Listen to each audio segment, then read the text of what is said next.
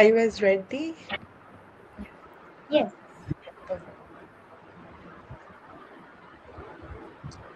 Hi, good evening, everyone. Welcome to today's panel discussion.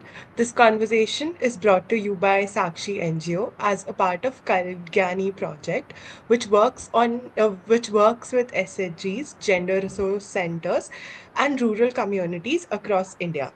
Today, we're going to talk about one of the most debated laws in India, the Prohibition of Child Marriage Act 2006 does three clear things. It sets a minimum age of marriage at 18 for girls, it allows child marriages to be stopped, and it gives girls the right to annul marriages. Yet, nearly one in four girls in India are married before 18. In several states, the numbers are much higher. So, this is not a legal gap and rather a social, economic, and an institutional one. Today, we focus on one central question, which is what will it take for this law to actually hold in everyday life? To take this forward, we have with us two speakers whose work sits at the intersection of research, law, and lived realities. Our first panelist, Nandini Satnekar, is a gender studies scholar and researcher from the Symbiosis Institute of Media and Communication. Her work examines how social norms, particularly around gender protection and family, shape decision making in everyday life, often in ways that operate outside formal legal frameworks.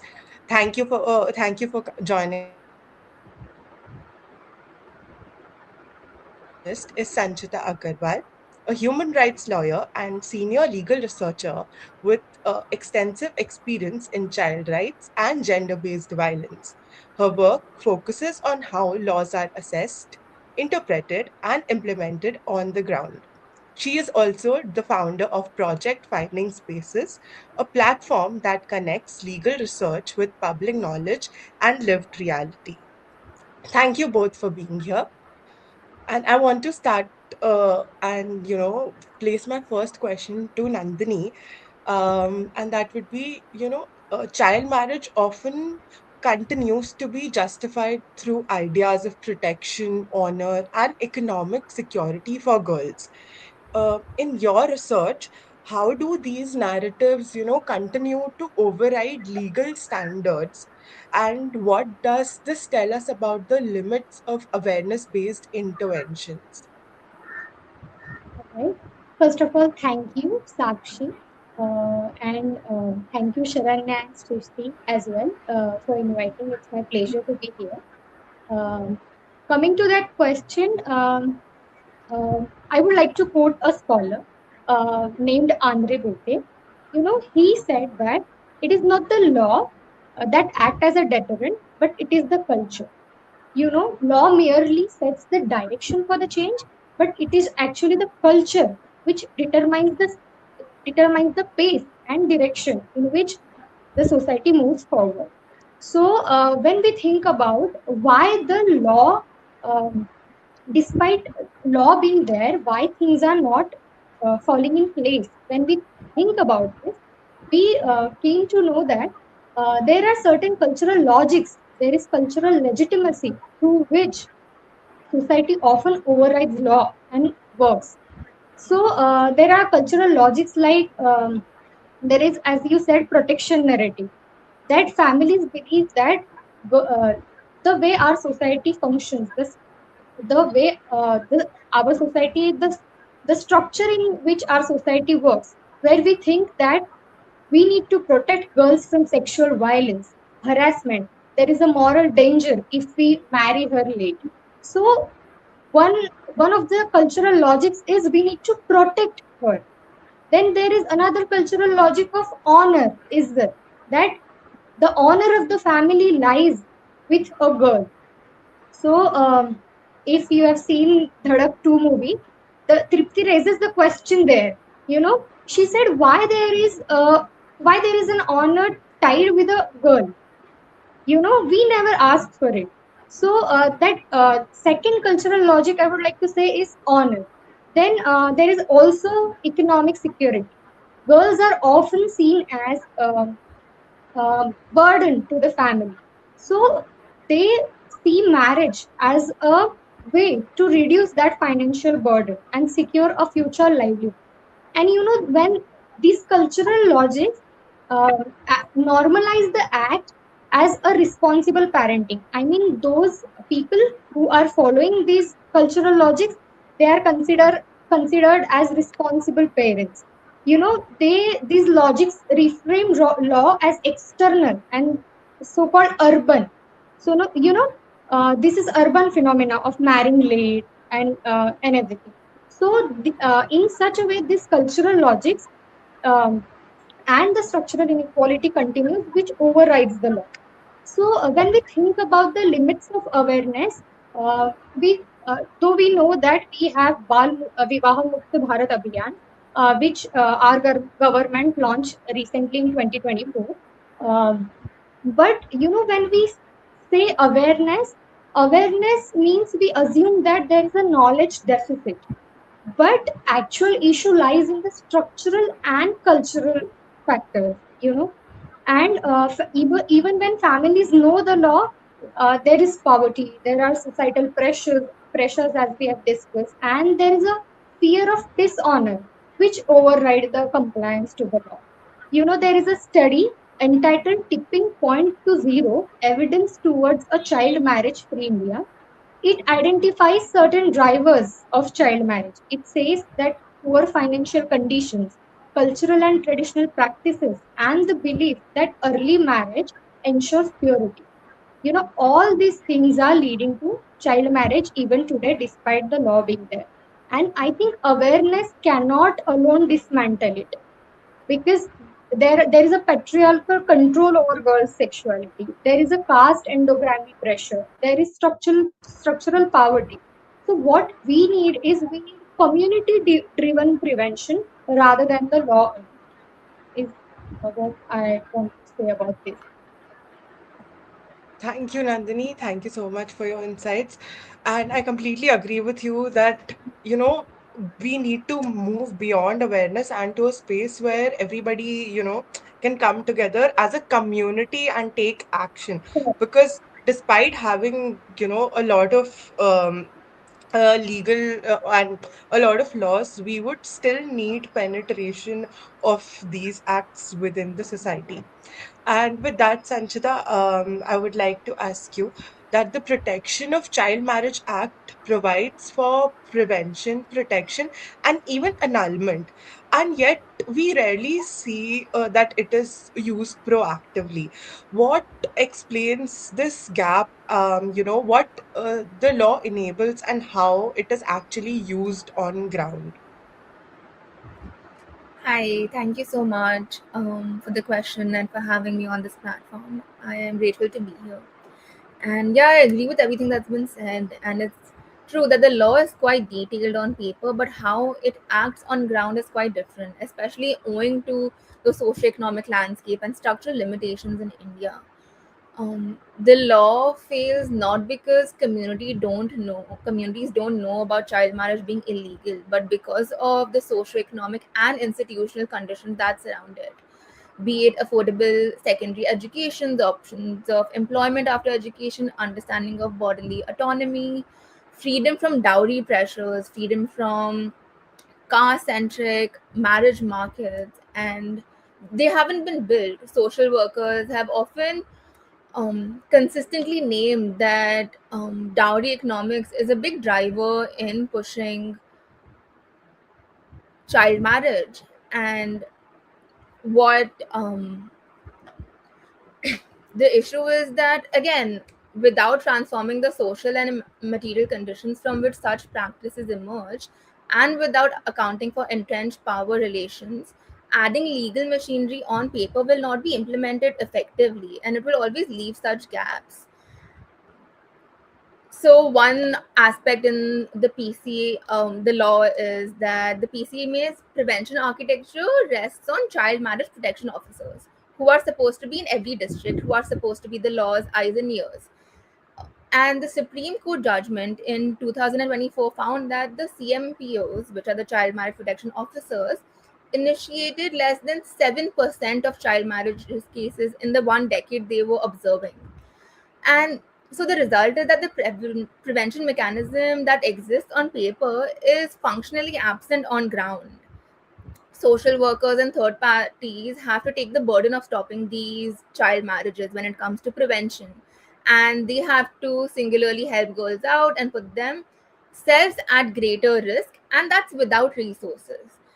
Direct confrontations with the family have been felt to be risky by many social workers. There have been many cases with violence, which has, like, including gang rapes, murders, and a lot of physical brutality against social workers or actors in the space who try to stop or prevent such child marriages. And even police or local governments from the area may support such cases due to lack of training or holding similar beliefs as the family or community who is pushing for such child marriages. And family may respond with hostility or violence or make false promises to call off the marriage, while in reality, relocating the girl to another location to hastily solemnize the marriage. That also happens. And a lot of times, social workers they try to take informal injunctions instead, or police try to take informal injunctions or listen to verbal promises as to what's written in laws like formal injunctions, but to not put the family in danger, to not put the girl in danger, because a lot of these bring community backlash. There is a trend of trying to do it informally, but it brings these risks where you cannot trust what may happen. Sometimes if one party listens, it places them at risk of community backlash too. So the fear of reporting is very big.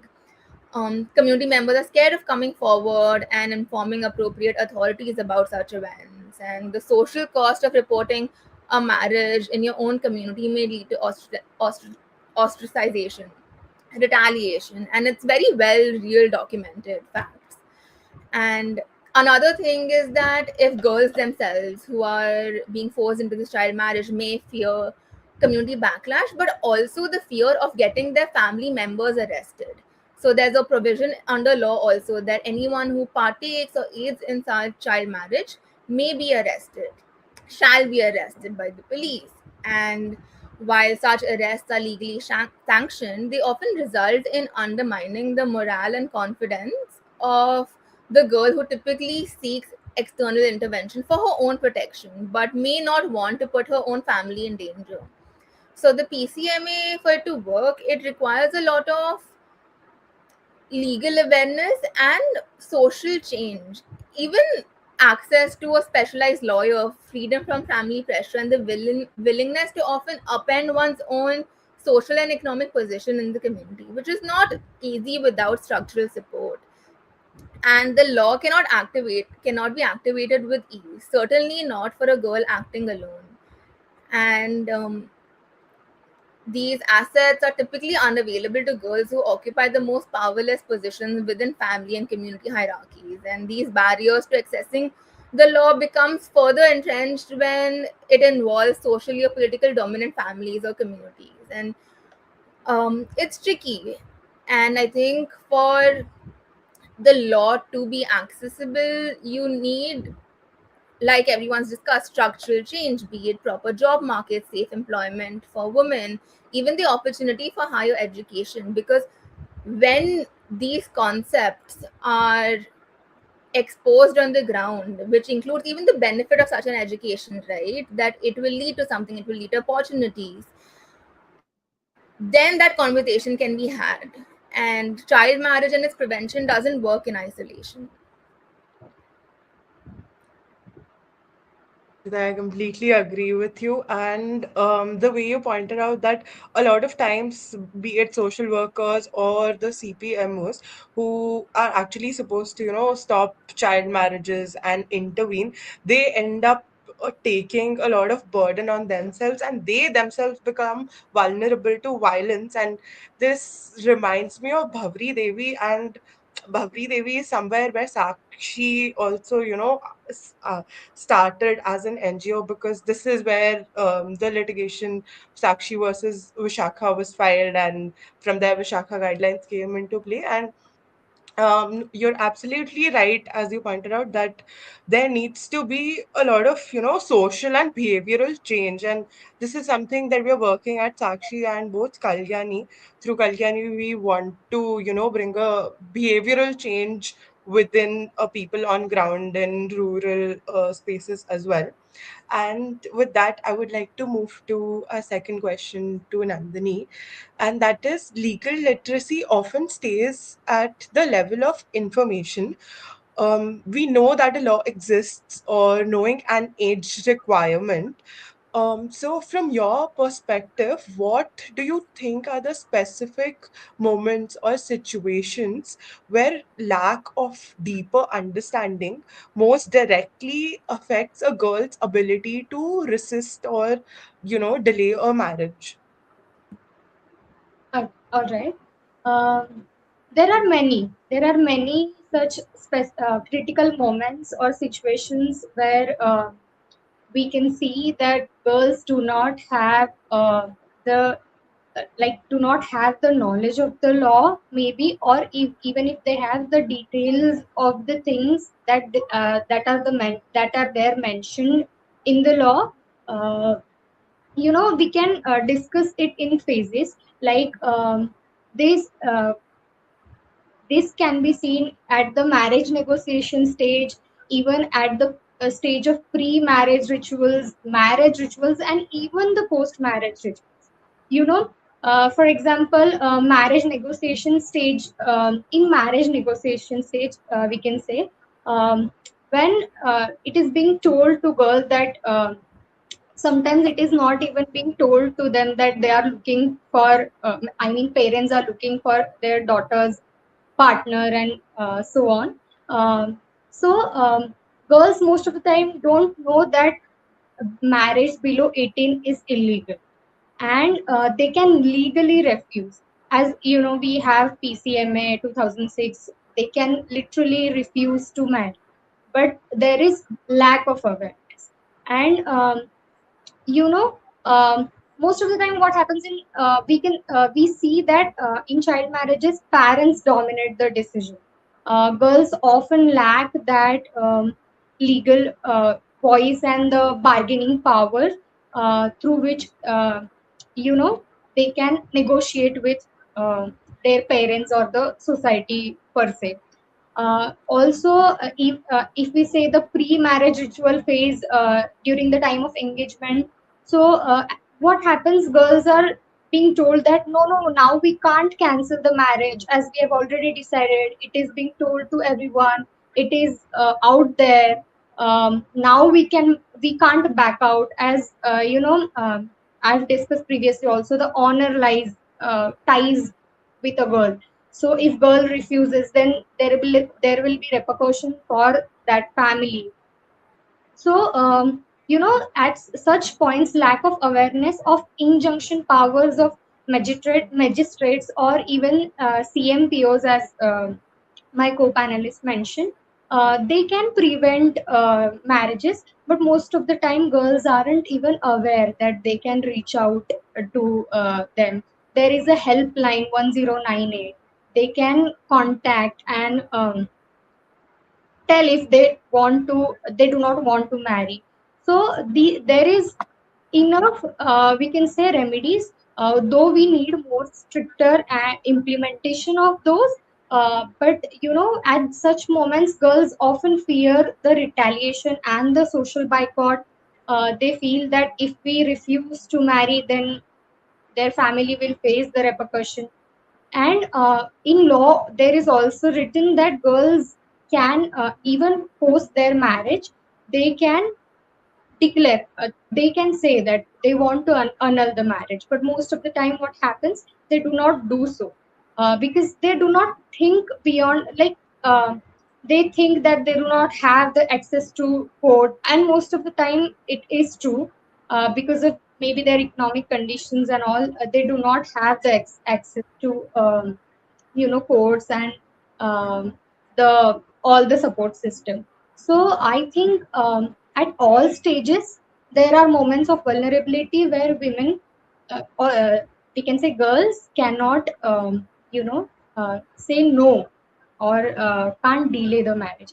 I've also seen, there is a journalist who on News Pinch, on it's the video is available on YouTube. That reporter has asked the question to girls. She said, if we do not marry now, we will never get a chance to marry, because there will be no boys left, or they will not get married if they decided to marry late. So these are the things we really need to think about. Yeah. Thank you, Anthony.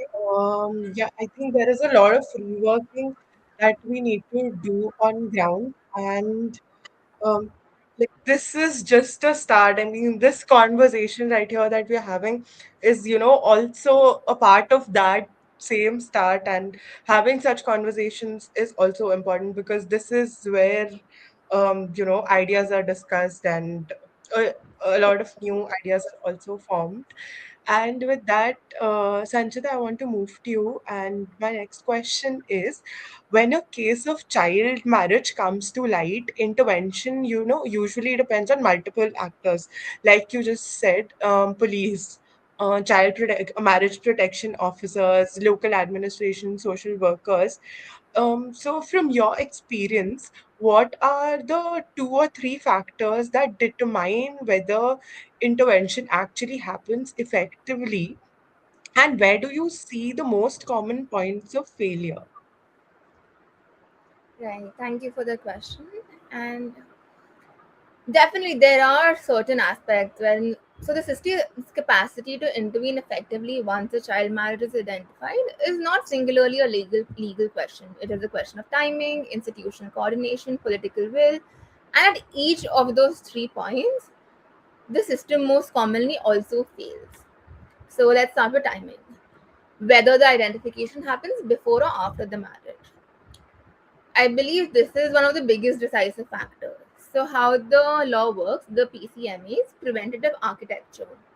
Any injunctions which are under Section 13, the CMPU interventions, magistrate suo motu action, all of them are available before a marriage is solemnized or in the immediate window before it occurs.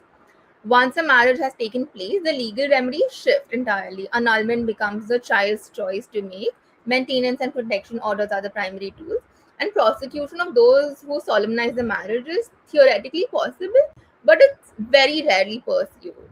And identification before marriage requires, let's say, someone in the inner circle, in the party circle, at the family stage, the girl circle, it could be a neighbor, an ASHA worker, a SHG member, a school teacher, to know the marriage is being planned, to know what to do, and to feel safe enough to report it. All three of those conditions regularly fail. It happens a lot of times where there is information that a child marriage is going to happen, a social worker comes to know of it, they intervene, and they think that successfully managed to prevent it. But parents just do it after a few days or at another location. The Partners for Law and Development have actually created and released an entire report on it and the grassroots experience on how that happens. And in practice, the risk to the girls may even increase and often do if the police are informed prematurely. So, again, timing really is crucial. Early notification can alert the family because often in such spaces, there's a lot of influence happening around these marriages, right? It's at a community scale, people may discuss. Local governments may be involved in the child marriage itself, and so the early notification can alert the family, thereby increasing the likelihood that the girl may disappear. The a fake proof document may also be submitted. The marriage may be relocated to another place, or the marriage may be done in haste. And in that haste, what happens is, again, like I mentioned, your legal protections change. So what it is crucial for us to do at that time is make sure that before going to the police, before getting involved with a lot of things, ensure you have collected evidence. Collect age proof documents, which is ideally school certificates and not Aadhaar. So it could be school leaving certificates, diary entries, wedding invitations are important to show that this is an event which may happen or is happening, of so and so parties. Sometimes, like I mentioned earlier, discussions are done with family through informal injunctions and through merely relying on verbal assurance, which may or may not be true. So, evidence becomes crucial for us to have and follow through, right? Regular checkups on what's happening, what's the status of the girl, it's important. The Supreme Court also pointed out that sometimes the law is circumvented through child betrothals. What happens is marriages are being fixed when children are minor, even if they may be formalized when they are adults. And so, such betrothals still take away individual agency. They restrict choices of your life partner before the age of majority, and they still push you into that system. And but the law doesn't identify that to intervene there yet. Another factor which becomes important to ensure it is effectively is institutional coordination. The institutions that are supposed to work together are, like you've discussed, the CMPO, who has the prevention mandate, the police, who have cognizance authority to file the case, the Child Welfare Committee, which handles welfare of at-risk children, um, child protection units, childline helplines, panchayat numbers. All of them exist under the PCMA infrastructure to assist the CMPOs. But in most districts, you would see that they don't even have each other's information.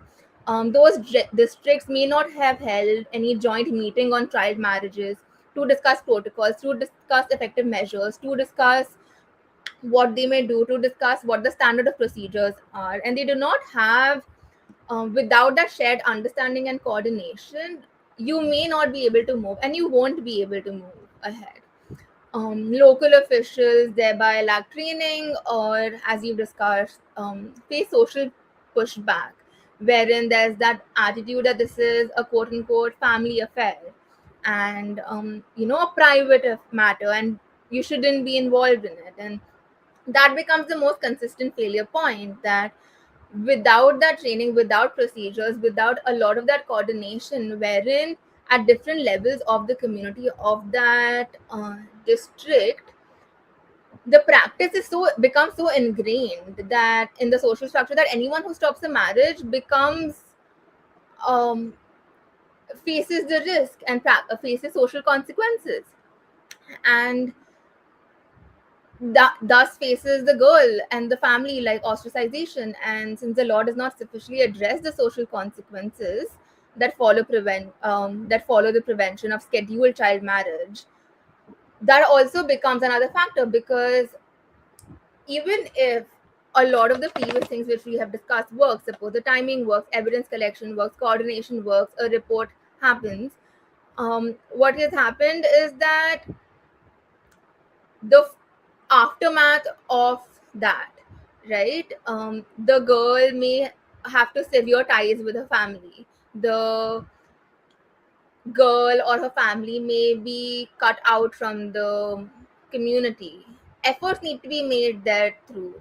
Sustained follow-up measures need to be made. A lot of times, girls are put in shelter homes, but shelter homes, how they're often designed in India, are there custodial in nature. They don't have training, education lessons, so that they become places of growth.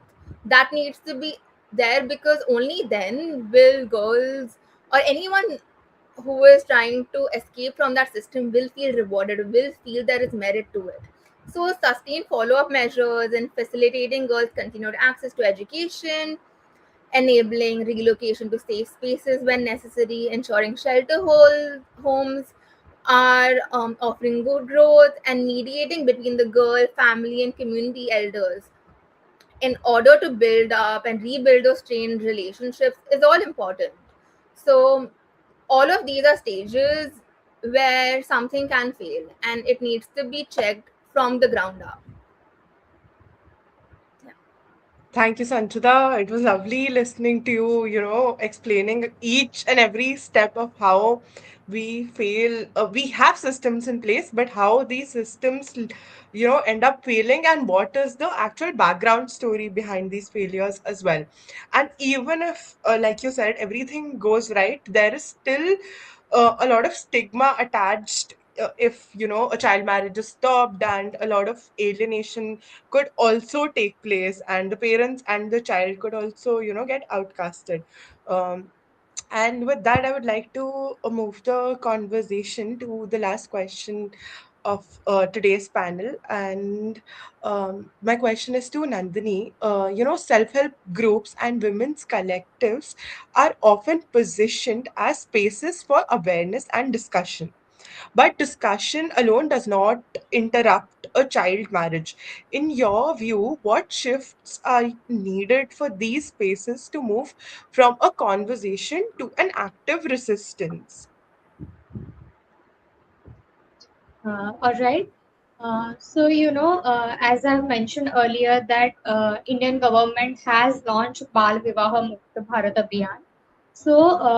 In that law, in that campaign, it is explicitly mentioned that we are trying to move away from the law-only approach to community-driven preparation model.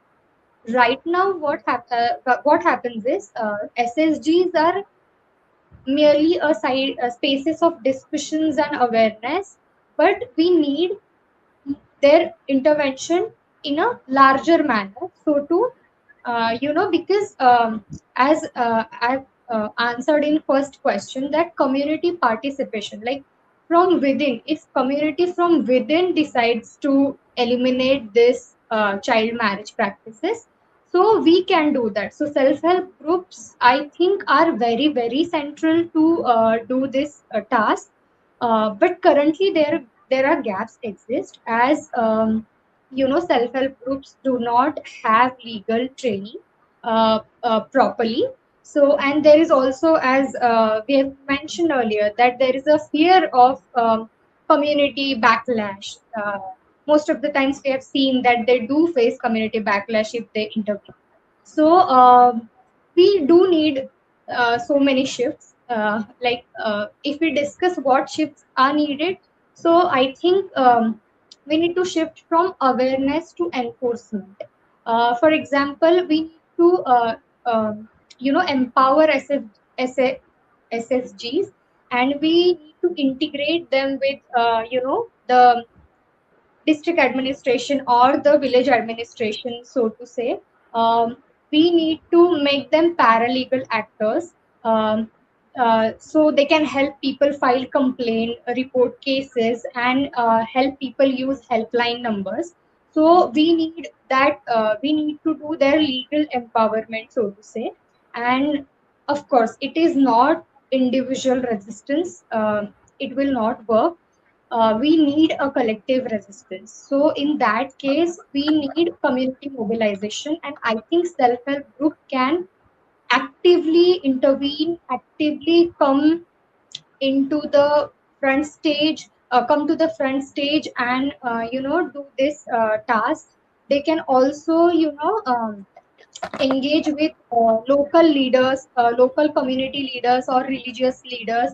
They can make them understand the what are the consequences of child marriages. So there will be more what we can say awareness, enlightenment of the officers of the local people, so to say. So I think we really I mean, we can really make use of self-help groups to do all of these things. So, yeah. Thank you, Nandini. I really like your idea of, making SHG workers the future change makers, and starting from them and making them a start point, and, creating awareness amongst them and making them, our legal change agents. And through Kalyani, this is, our aim and our initiative to work with SHG workers and to bring a change through them. And my next question, and this is going to be my last question, um, is to Sanchita. For legal literacy to translate into action, it has to sit within systems that people already trust and access. What would it take to meaningfully embed protection of Child Marriage Act within SHGs, NRLM structures, and the local governance so that early intervention becomes possible? Right. So, for everyone's knowledge, SHG are self-help groups. How they started is that they started as financial power tools for women to come together at local community levels, who encounter comparable economic difficulties and unite to provide mutual assistance and address shared issues, mainly around financial and economic issues. And they're volunteers essentially at community levels within centers. And now child marriage has been officially added under the NRLM structures for them. Um, so what? And a lot is to be done for us to imagine before. So, like we've discussed, community level engagement is definitely very important, because the deepest level evidence from anything we have is that community systems and legal systems are not alternatives, they are preconditions for each other.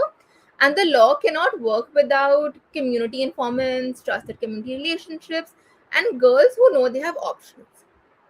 And community action cannot be sustained within or without the law providing the consequences that change the calculus of for families considering a child marriage. But for us to even imagine that as a precondition and to reach a state where we can effectively count on it, there is a lot to be done still. The expectation is that SHGs will serve as community level platforms for awareness, normative change, referrals. But the infrastructure for that is still uneven or lacking in many states and districts. There needs to be training, protocols, linkage to CMPOs and helplines. And even if an SHG member learns that a girl is about to be married, knows how that is wrong, she may not have any idea who to call or what will happen if she does call. So the system must provide her with a named reachable CMPO, protocol for what happens after she calls and gets involved, assurance that she will not bear the social cost of that referral alone, and the confidence that the system will respond in time. Because all of these community platforms and SHGs can be community entry points for child marriage awareness and intervention, but they cannot function alone without institutional help. Um, for them to be successful, they need to be established and hold trust within the communities, be familiar with the people, be part of that routine, be proactive in the work in the industry. And for that, all of this is needed, right? Because it cannot be an abstract concept in which case the solution will remain abstract too. There needs to be specific child marriage education and infrastructure. Um, and yeah, there's a lot to be said for even that, because women sometimes unfairly hold the burden to educate everyone and be the sole bearer of social change. That's more unpaid labor for them. And there that's something we've seen systemically happening with ASHA workers and now SHGs. So, if the role of SHGs has to be expanded to including a lot of these things, we have to remember what they were originally designed as. They were designed for savings and credit groups, they were designed to shape the culture of money saving, and that is how most groups have been formed. Layering additional programming onto SHG's work means there may face other structural barriers too, wherein women may be prevented from devoting additional time beyond the core meeting activities. There needs to be seen that the PCMA, who gives CMPOs employment and resources, there is where the capacity also needs to be built. It needs to be a cohesive mechanism, right? Because they are the ones who are getting the resources, they are getting equipped with training, and adding adding that additional work needs to be a deliberate program design. How that can be embedded now will be, like I've said, legal knowledge will need to be specific. What is needed is not general messaging about what is harm. Most communities may be aware of that, but specific actionable knowledge is needed. That, like I've said, where is the CMPO, where is mine in like my district, how do I call them, how doesn't what does an injunction mean, right? Like if I call them, what happens, what's the next step? um and how quickly can that even happen, because oftentimes you find some an information when it is too late. So legal literacy in an SFG setting must be procedural and not normative. To that, it also may depend on who is in that group, because sometimes in matters of child marriage someone themselves might have a vested interest there when it is a community matter. So another thing which is important is that in the room where these conversations are happening with SFGs, girls must also be in that room. There's a lot of evidence that girls who have information, peer support, and a space to discuss their future may have more agency, right? And during community programs, during meetings, it's not just mothers or the families which must be talked to, but also the girls and children. Because for that, SHGs can be a really safe space for girls to come and talk, which you may not be able to do in panchayats or police stations, right? And this is where having a community of women and girls is empowering and will help.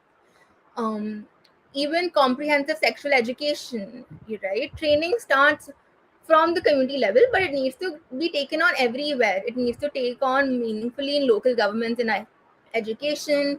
A comprehensive sexual education must move from just menstrual health to, if child marriage happens, what comes with it, what is social contact at that age, what is forceful coercion, what is force, what is coercion, what is um, the difference between natural and positive expressions of sexuality to abusive and harmful forms of sexual behavior. All of that needs to be informed, right? Just that you cannot marry young, this is the age limit. It's very abstract. Panchayat members and local governance also needs to be working alongside these structures with SFD. There needs to be a lot more support, right? To that, to have that backing, right? Under the PCMA, panchayat members are legally authorized to assess CMPOs. Even under the JJ Act, they have obligations to children in need of care and protection.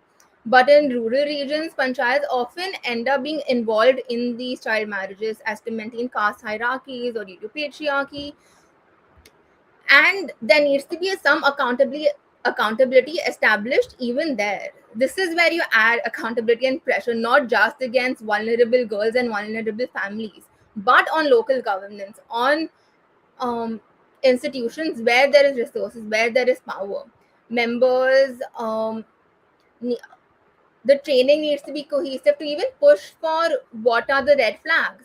School retention is one major factor, right? If why are we using SSGs? Because they are in your household, they are in the community, they are in your district, they are around you, right? So there are early warning signs which can be reported, which is like a girl who stops coming to class after maybe puberty, right? At any age is at an elevated risk. That risk should trigger an SSG conversation or CMPO referral before a marriage is arranged. So a lot of these things won't happen in one day, won't happen right before one stage, right? When we talk that it is a socially intrinsic and structured issue, all of these things have to be seen. NRLM structures have direct connections to a lot of these workers, and that's why they need to be given resources, they need to be seen, um, and in the district level, but with the help of legal structures. Yeah. Thank you, Sanchita. Thank you for, enlightening us with the proper legal structure and how, a lot of onus should also fall upon people who have been allotted these duties. And like you said, CPMOs need to have a lot more accountability, and SHGs can, as you said, a safe space for girls and young children to come and talk about their issues. And yeah, thank you so much. And thank you, listeners, for tuning in. this discussion. Just wanted to check in if any of you would like to, share the end of the session reflections, and if you have anything to say. We can start with you, Nandini. I just want to highlight actually. Nandini, you're not audible. Uh,